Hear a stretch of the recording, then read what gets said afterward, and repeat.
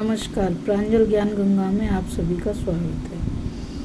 हम संक्षिप्त महाभारत का पाठ कर रहे हैं और उसके आदि पर्व के अंतर्गत ये सारी कथाएं आ रही हैं जिनको कि हम पढ़ रहे हैं। कल हमने महर्षि वशिष्ठ की क्षमा कल्माशपात की कथा को पढ़ा था।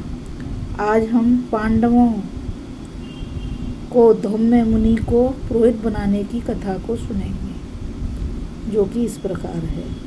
चलिए अब हम कथा शुरू करते हैं। वैशंपायन जी कहते हैं, जन्मेजय गंधर्वराज के मुख से पुरोहित की महिमा और प्रसंगवश महर्षि वशिष्ठ की क्षमाशीलता सुनकर अर्जुन ने पूछा, गंधर्वराज, तुम तो सब कुछ जानते हो, यह बतलाओ कि हम लोगों के योग्य वेदज्ञ पुरोहित कौन होगा।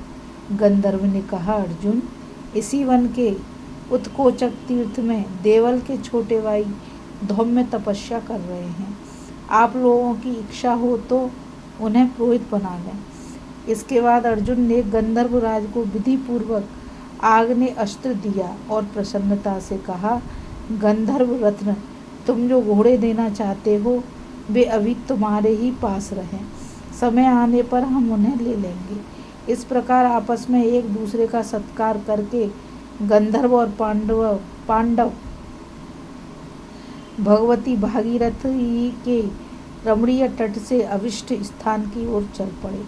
पांडवों ने उत्कोचक तीर्थ में धौम्य मुनि के आश्रम पर जाकर उनसे पुरोहित बनने की प्रार्थना की। धौम्य ने कंद फूल फल से पांडवों का स्वागत किया और पुरोहित बनना स्वीकार कर लिया।